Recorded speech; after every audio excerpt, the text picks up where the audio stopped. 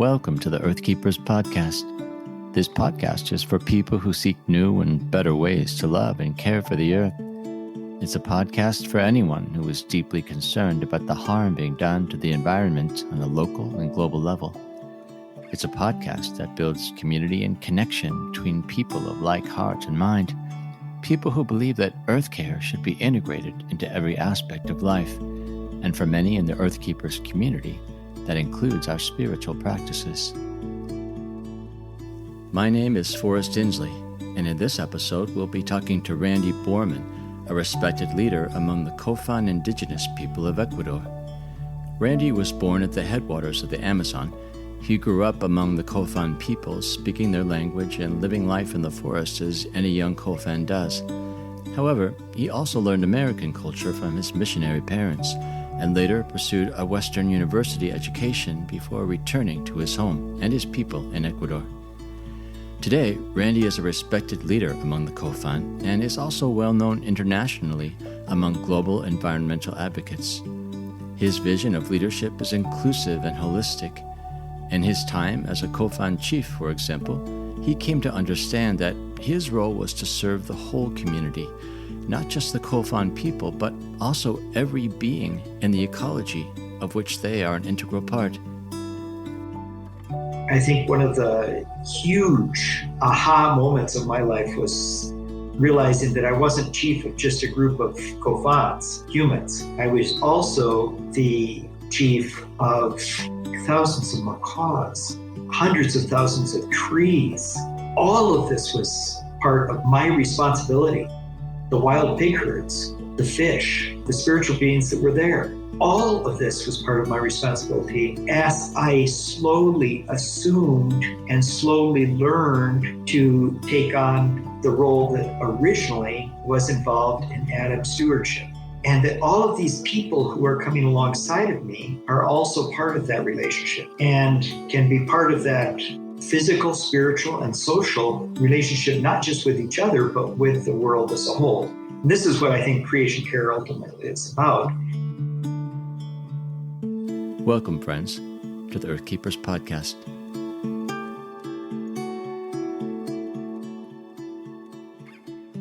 Randy, I'm just wondering if you could give an introduction to yourself, talk about your situation in life, where you live, what you do, that sort of thing. I'm Randy Borman. I am the son of missionaries who came to Ecuador in the 1950s, and I was born here in the Amazon headwaters and was raised within two different cultures, the Cofan culture where my parents were working, and the more or less American overseas missionary, the third culture that gave me education in English and different views on life. But at the same time, growing up as a Cofan within the Cofan world of Amazonia in a culture that had adapted over hundreds of probably thousands of years to the Amazon rainforest. In terms of your positioning with the community, what's your role and how would you describe the way that your family lives with them? And the reason I ask that question is because I've heard your story before, and there's something really beautiful, I think, about the way your family and your children have integrated into the life of the community, where that is actually truly home for you in every way. It's always a bit difficult to present this to people in the American culture because one of the things that my missionary upbringing in that third culture world of the overseas community gave me was the ability to present myself very much as just another American person with a good academic background. But what is hard to communicate to people is that I also grew up as a Cofan, very, very completely as a Cofan. My parents took me out to the village of Tureno when I was probably only a couple of weeks old. Basically, I grew up within a world that has largely vanished. The language remains intact. The culture is a derivative of the culture that it was then, but like all cultures, it's in a process of constant adaptation.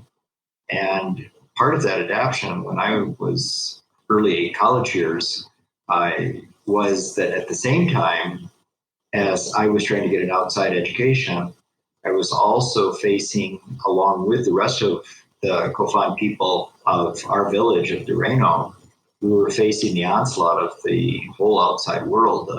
The oil companies had begun their exploration and actually started doing the exploitation, and we were experiencing pollution. We were experiencing the roads coming into our territory, and all of a sudden, areas that we had never even had to think about as being our lands were all of a sudden under a tremendous amount of pressure from colonists from other parts of the country that were pouring in. And within a very, very short period of time, we went from unlimited resources and a vast and inexhaustible ecosystem. When a chief died, it was traditional to just pull up stakes and kind of burn the village and go homestead a new site. It wasn't any big deal. The shift from unlimited resources to all of a sudden being cornered in the middle of a growing colonization and a growing petroleum industry and a growing onslaught of the outside world was a trauma that is extremely difficult to describe. So starting in college years, I started working actively to try to rescue something from this in terms of land and a base for the culture. When I first started out, I wasn't thinking too much about the rest of the world. I wasn't thinking about the ecological importance of our forests. I was just thinking about them as important for our culture and for our way of life, and that we needed to regain as much as we could under a completely new legal structure that we had never had to deal with before, and trying to figure that out and trying to get that going. So starting as an 18-year-old, one of my primary activities throughout my life has been recovering and legalizing Cofan territories and setting up models that work for other indigenous groups as well. Along with that, I've had various formal posts over the years within the Cofan nation, but I've also have had much more cultural, although informal, recognition as one of the major leaders of the Ecuadorian Cofan. I just know that my relationship to the land where I live was really formed when I was a child and spending time in the woods at my grandparents' property. And I know that relationship that developed in my early years has a lot to do with what I'm doing now and with the fact that I advocate for the environment, for environmental justice as a primary activity, really. It's a heart passion. So saying all that, I'm wondering if you could talk a bit about your childhood. I mean, typically, what was it like? What did you do with your time with your friends? We were a hunting, fishing culture. We depended tremendously on the resources around us. Growing up with blowguns with poison darts and spears as our primary weapons. But we were out there hunting and then fish nets made from woven chambita. It's a palm fiber that we would then make our nets out of. Pretty much everything that we needed was coming from the forest directly. We had subsistence agriculture. We had plantain, bananas, and manioc as our primary subsistence crops.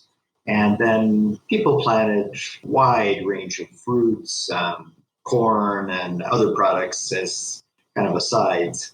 We always joked that the Cofans have always liked their comfort. So a lot of time was spent in just building houses. The houses, most of our construction materials were running on about a 5-year limit. And that was about as long as the river usually left us alone. Either the river would carve away our particular bank and we'd have to build a new house after 5 years anyhow, or the river would leave us. So it was too long of a walk to the beach. So then you had to move your house again. So a lot of construction time. And then, of course, the hunting and the fishing for the kids, for us kids, we were out there with the blowguns very early on, shooting birds and lizards. And then as we grew older, starting to get into the larger stuff, constant socializing, constant talking, listening to the older people tell stories among themselves. And in a culture where reading and writing did not exist prior to my parents' arrival, all of the information that was available was actually in the heads of the living population. You didn't have the advantage of being able to write something down in a book and then have somebody look at your book. after you were long dead. So information was important to constantly be trading information people to people. What else? So we spent a lot of time swimming. That was one of the big Cofan child activities. When I was out of vacation, I had to be at the mission school and learning to read and write and history and all the rest of that stuff. I decided that reading was a lot of fun. And so I read voraciously. And if my mom was a little bit too worried about me spending too much of my time reading and not doing outside things, I'd go hunting. Those are the two big activities for me. I love the fact that your mother was worried that you might not be spending enough time hunting. Well, I don't think she was worried about the hunting. I think she wanted me to go play baseball or something. I see. Right. Yeah, she was a little bit worried about me spending all that time hunting. I mean, it was like, oh, you're spending so much time reading. You're just inside the house. Okay. I grab the blowgun and go. And then she said, oh, yeah, you're spending way too much time out there, Well, you raise a very interesting question, actually. A lot of time when folks, say, from the global north will come into a situation such as yours in Ecuador, oftentimes they'll enter the situation with an intent to change things, to give things, to deliver products, as it were. But oftentimes we in those situations as Northerners don't allow ourselves to be affected and changed in turn. There's not a lot of reciprocity. And it sounds like actually that your family was quite open to being changed in terms of the things that they did and how they lived, even how they thought, I suppose, to some degree. Is that true? Is that a correct perception? Yeah, and I think one of the big things that a lot of people don't understand, the tremendous importance of long-term relationship when you're doing any type of community development work. The modern way is a short-term missionary, an NGO with a 3-year project, foundation, USAID based around 5-year project. One of the things that happens is that you don't get the time to really integrate and to begin to enter into a change process, a process where both sides are changing and both sides are receiving the influence of the other. I think with my family, my parents were there for the long haul. By the time they got to Ureno, my dad had already been a missionary pilot in Peru for several years, and my mom had been a translator's helper in Mexico. They both came with quite a bit of knowledge of other cultures and other ways of life. And when they came to live with the Cofans, I think it's very valid to talk about God's leading and God's planning within our lives when we're open to that. And in their case, the Cofans were a really good fit. Dad was a craftsman, tremendously capable with his hands and a good teacher.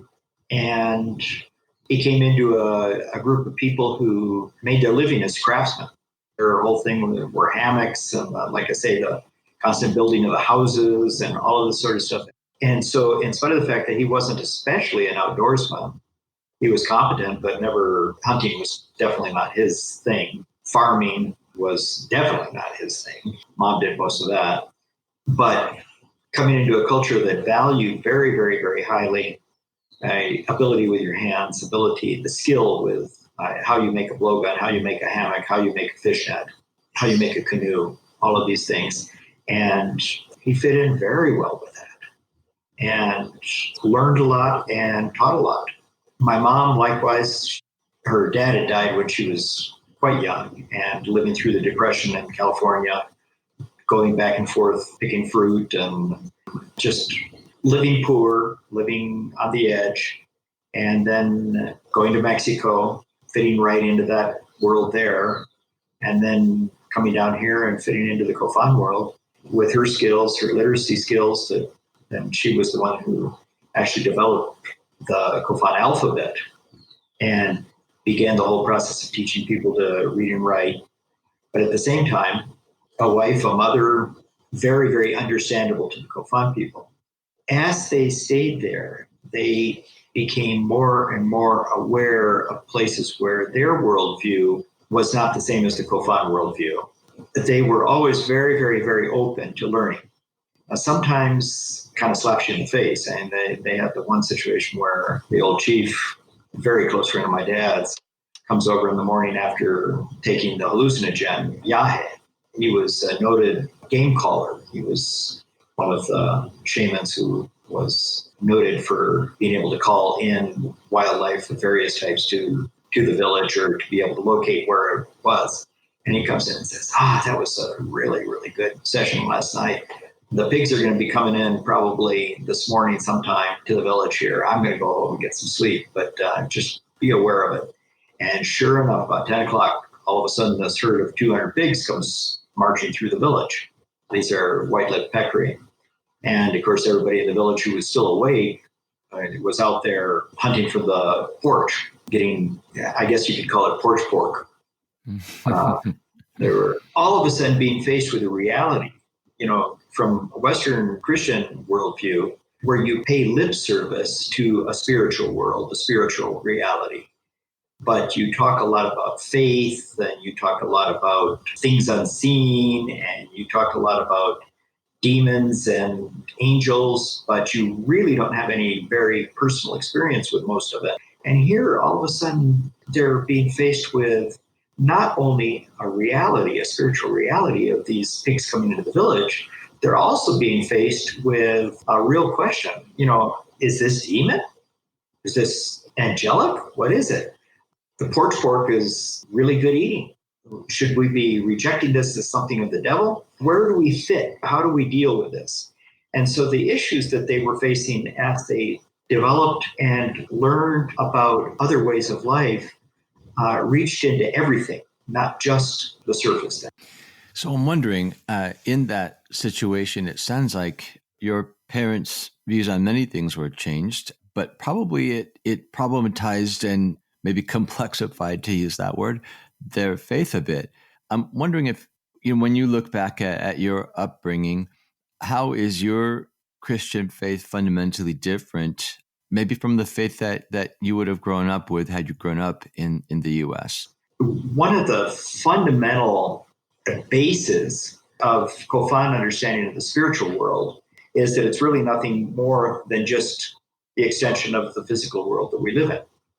And that the issue is about understanding for the word go, that what we're perceiving with our five senses and what we're able to learn at a physical level is just an extremely small fraction of what's out there. And that when we start using other instruments, be they hallucinogens in the case of the chief, be they a microscope in the case of medicine, be they the Hubble looking at the cosmos, we as humans have the ability to develop instruments, various types of instruments, to be able to access certain parts of the world that exists. But even then, it's just such a small percentage. I use the example fairly frequently, but the first time that Cofans ran into the microscope, I was sitting there, I was probably 8 years old, something like that. And everybody going over and looking into the microscope and looking at the samples of the water and seeing the little things moving around in the water, and the doctor, condescendingly saying, well, these are what making you have your tummy problems. And everybody was enjoying the experience. Everybody was excited about being able to see these wee little beasties. Nobody was surprised. It was, this is great. We finally found an instrument that is showing us what these things look like. We knew that there had to be something, but we didn't know what it was. And now we've got an instrument that's showing us. I think that probably is the greatest gift that comes from my Cofan upbringing to my view of Christianity. This allows me to integrate things like the universe. We're talking about how many million galaxies? We're not even tapping into any knowledge of how big this is. And as Christians, we're claiming that we have a relationship with the God who put this all into action. The biggest gift, like I say, from the Cofan world has been to understand that God is so much bigger. What is around us is so much bigger, so much vaster. The average Cofan isn't thinking in terms of millions of galaxies and probably millions of universes superimposed upon each other. The average Cofan is content to worry about the unseen world around him or her, its spiritual ramifications, its health ramifications, its security ramifications, all of this. But the seeds for that are coming directly from the Cofan world. And it sounds as if, by implication, the millions of galaxies would not be a surprising thing to a Cofan person. No, it's like, we can't understand it. Boy, this is blowing my mind, but it's not a surprise. There's a comfortability, or at least a capacity to sit with awe and wonder and the unknown. Another example that might be a little more controversial to many modern Western Christian hearers, but goes right to the point. 3 of my guys that from my village went up to a guides course and came back, and we were sitting in the front room and talking about the course and how it had been and what had been going on and the whole thing and what they'd been teaching her. And Lorenzo says, there's one guy that I did not understand what was going on. Maybe you can clue me in. He was a biology professor, and he was just going on and on about the fact that Christians say that the whole world was created in 6 days and that this could possibly be true, and that for that reason God didn't exist. And we're trying to figure out what he was going on and on about. So then I, tried in Cofan to explain a little bit about creationism, All of a sudden, the 3 guys turn around to each other and they start laughing. I said, okay, yeah, one guy turns around to me and he says, you mean there's people actually out there who think that God's days are the same as ours? From the Cofan viewpoint, to think that God would be bound by our 24-hour days. Mm-hmm. Yeah, God made the world in 6 days. There's no problem with that, but they were God's days, not ours. Probably the Cofan culture was a lot closer to what the nomadic Hebrew culture that received the creation story and that then passed it down to us. So probably if we cornered Abraham on the whole story, he would react in the same way that the Cofans did. Are they crazy? Do they think that we're talking about our days? And it wasn't until the urbanization of the Hebrew nation that people begin to try to focus God down to much more manageable, much more human level where 24-hour days were assumed.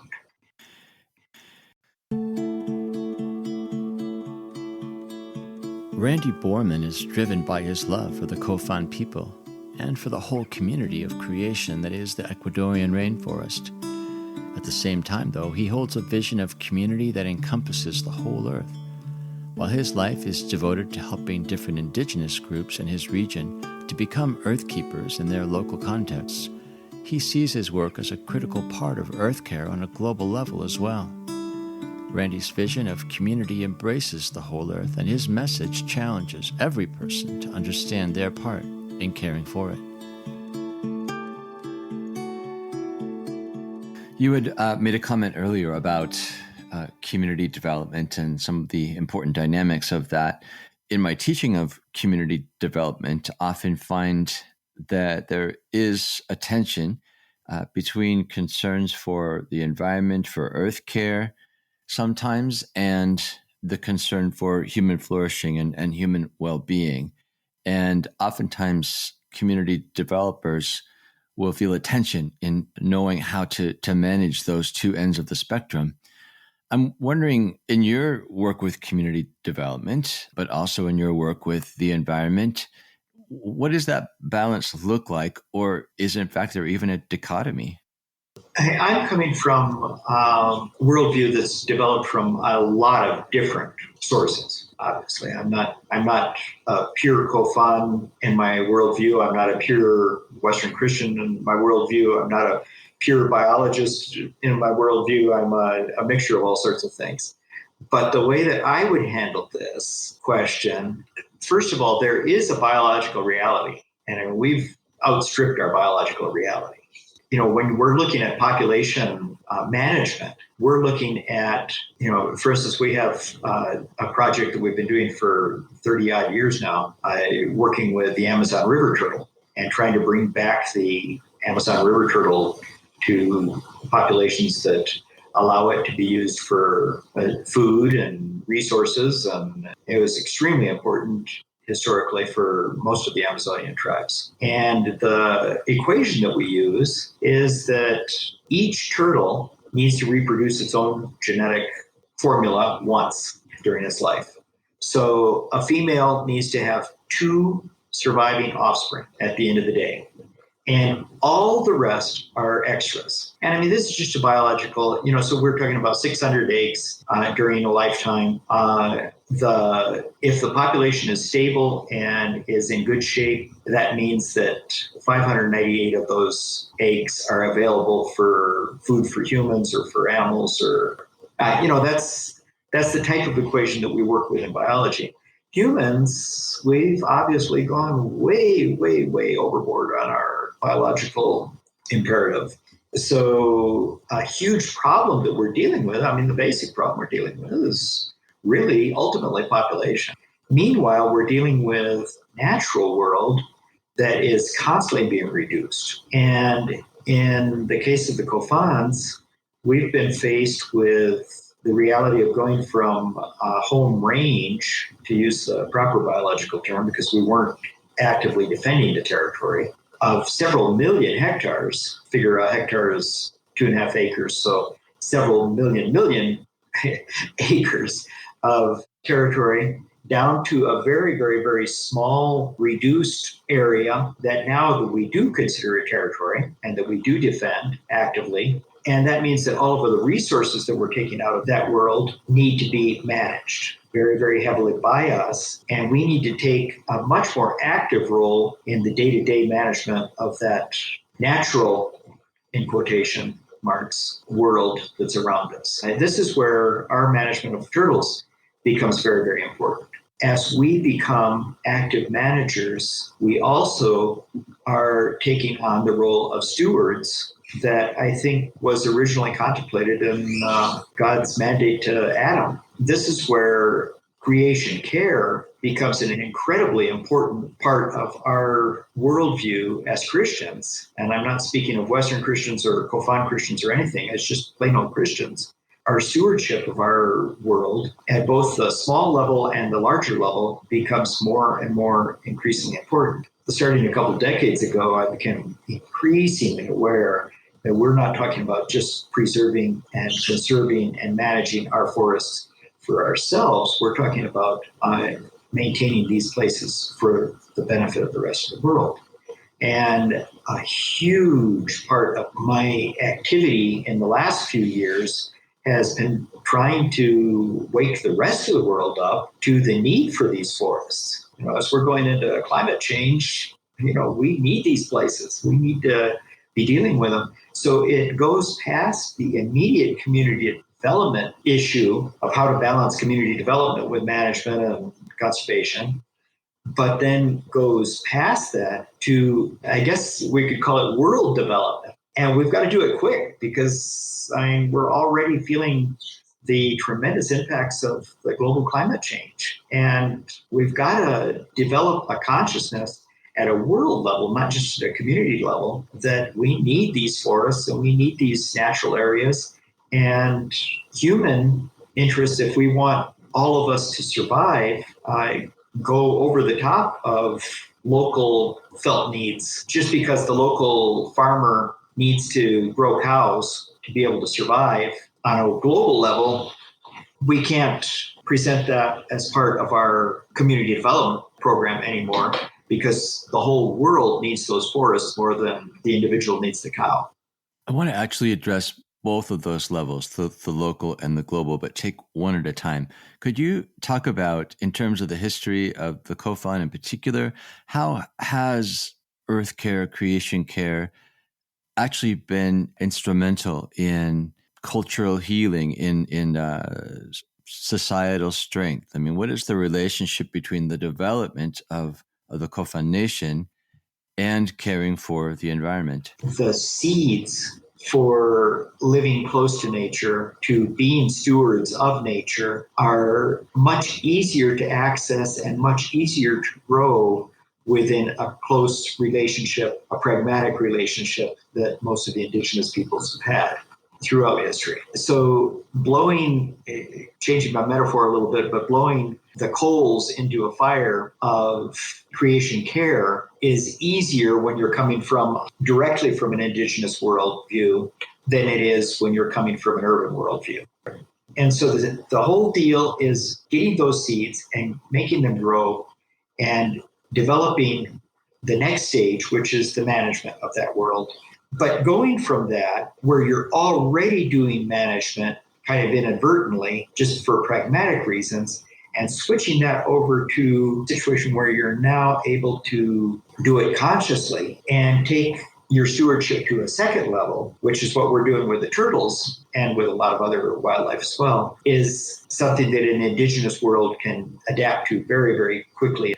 You told me before that the introduction of a more deliberate, intentional mode of care for the environment was responsible, or an integral part really, of the revitalization of the Cofan people in terms of economic development, cultural development. How would you describe that dynamic? I mean, what actually happened in that change over into the more deliberate earth care modality?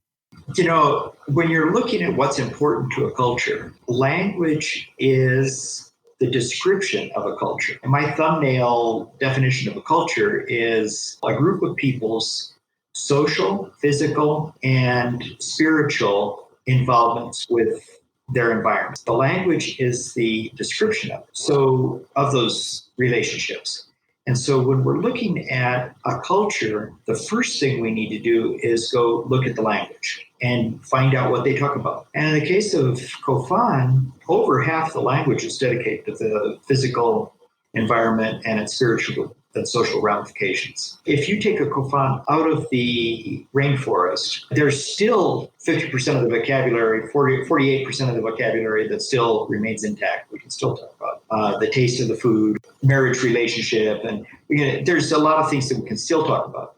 But we're losing over half of our language. That means we're losing over half of our culture. So recognizing that and then saying, okay, the first thing that we need to do if we're going to keep our culture going is we're going to have that forest. We're going to have to maintain that relationship with our forest. And so then the next stage is recognizing that our forest, as we know it, is finite. It's not the infinite thing that we knew of in the 60s. Now it's finite. And we're going to have to take an active role in the management of it. The third thing is to try to find economic ways of making that relationship translate into our relationship with the urban world around us. And that's hard. That's something that we're still in the process of doing. I believe firmly that ultimately we're talking about a commodity, if you want to put it that way.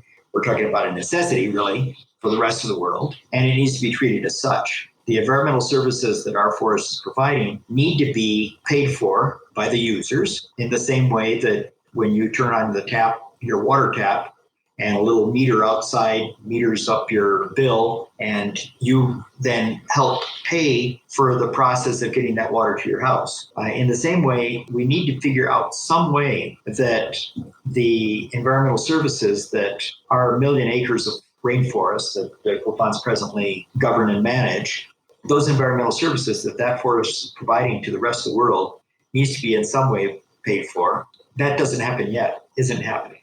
And because it isn't, the Cofan people continue to be, along with the majority of the indigenous people who are right now in some form of charge of over 70% of the world's remaining wild wilderness areas continue to be some of the poorest people in the world. So economically, it's been a real struggle and continues to be a struggle. In terms of small scale things that we've been able to do, we do ecotourism, bringing people down to visit that provides some economic sustainability to the forest.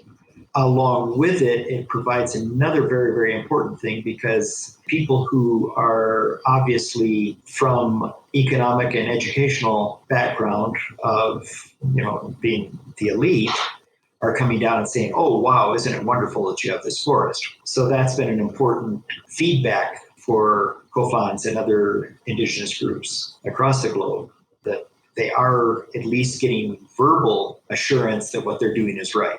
Because the pressure from the oil companies, from the miners, from the agriculturalists is all to, oh, you lazy indigenous people, cut down your rainforests and turn them into productive fields. Same thing that indigenous people, like I said, across the globe have faced and are facing. Mm-hmm. So when you talk about this idea that everyone needs to pay attention to their need for the forest, the rainforest in particular, for example, you're really thinking on a global community scale that, quite honestly, it feels like the world is moving away from, if anything.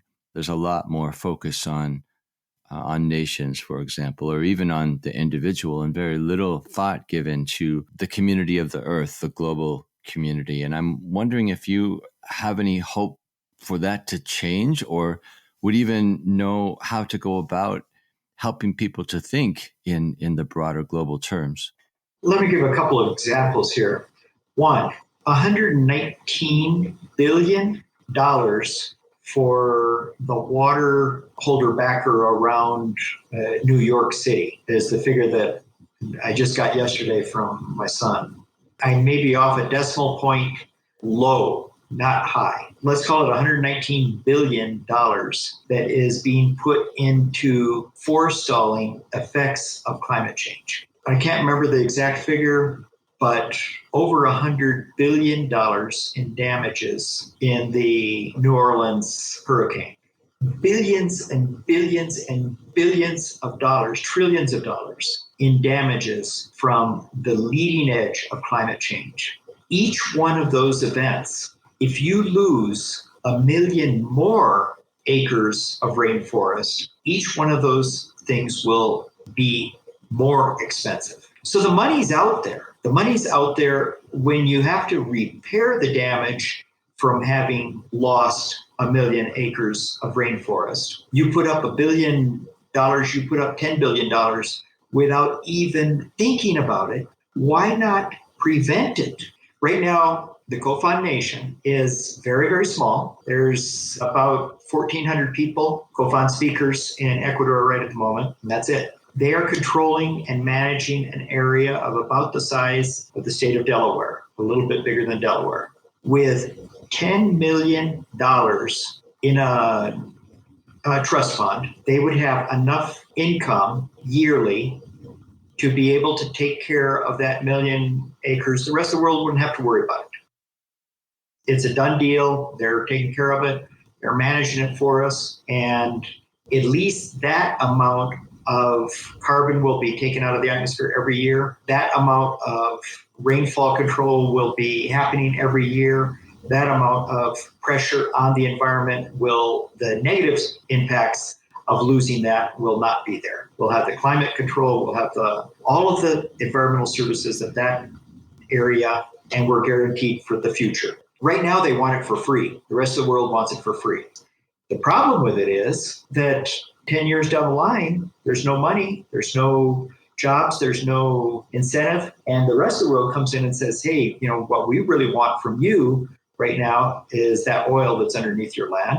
What we really want from you is to grow cattle on the top. What we really want from you is cheap chocolate, keep that price of chocolate down so that people can afford it. Yeah, that's what we really want from you. We don't want those environmental services, and we don't care.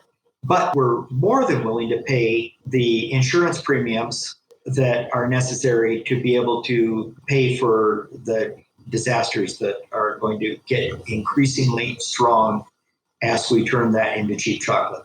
So it sounds like in some ways you're being very practical, as many people are trying to be, in terms of framing the necessity of environment care in economic terms, because that's what could potentially make sense to people. People tend to think in terms of dollars.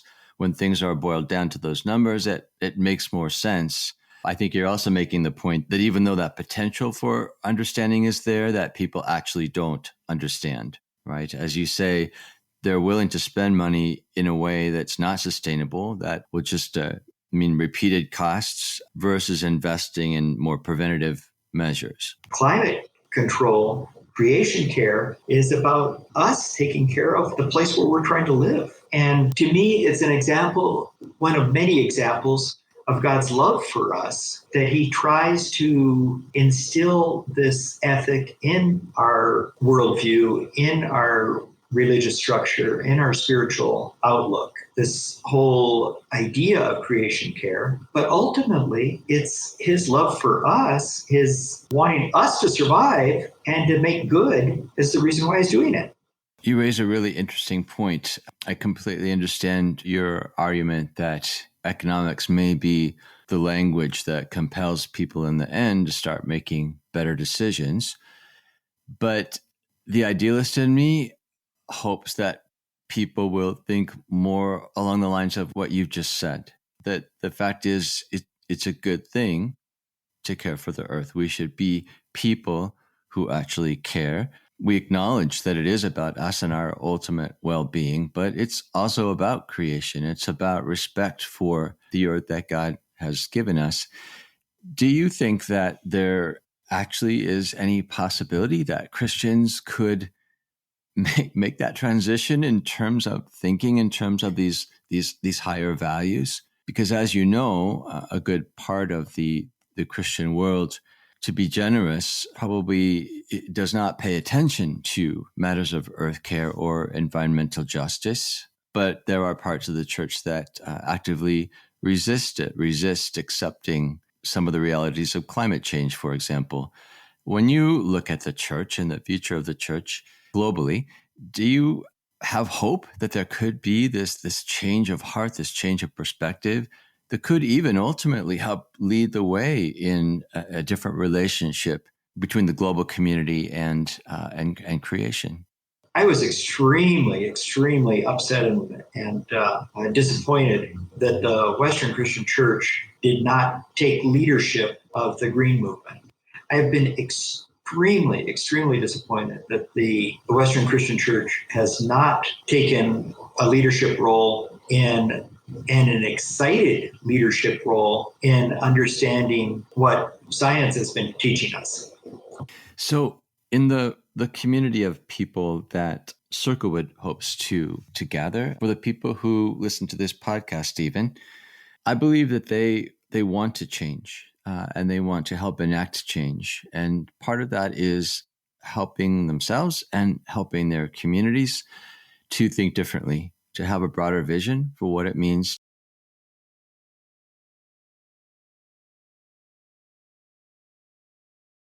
acts of faith, as acts of worship, even, if you will. What do you say to those people in terms of things that they might do to actually make a difference, either make a difference in their own worldview or in influencing the world around them? I think there's a whole lot of things that can happen. One of the things that can happen is just in your own lifestyle. Really go through and try to understand how your lifestyle affects the environment. Is your love for hamburger driving deforestation in the Amazon for cheap beef? Look at where things are coming from, how they're getting to you, and make decisions based on how those things are affecting your environment and your globe.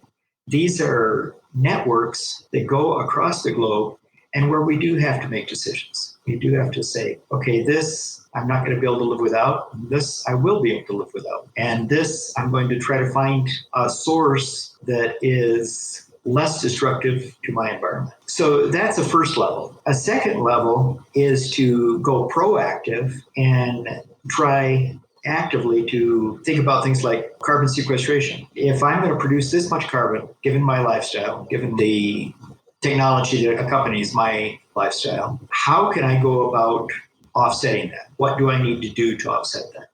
And this is where I've had high hopes for the modern ease with which we can work with computers and communications and all the rest across the globe, where I've had high hopes of getting links, more direct links between people who are concerned and places that can offset their concerns.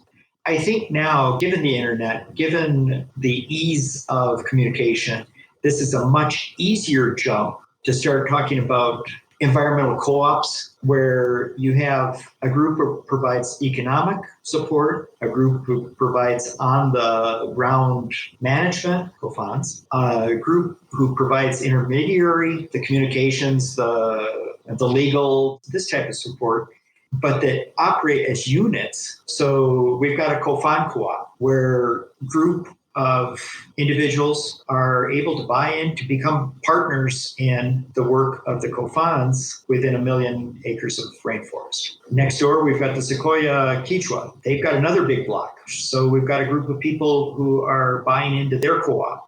And this is all possible now. I think this is something that is ready to be done. It seems to me that a difference in this approach that you are describing is a more engaged, involved, aware approach. Basically, the co-op that you describe, you could potentially simply send off the check, but it sounds as if the co-op invites a different sort of investment and engagement, such that you know where the money is going, you actually understand the application and implication of that money, and maybe more importantly, there's relationship involved. So you know the other people in this cooperative arrangement, you know the roles that they're playing, but perhaps you also know their hearts. You understand why they are playing their part. It just seems that you're introducing or proposing rather a dimension of community and relationship on a global scale that to me sounds fundamentally different.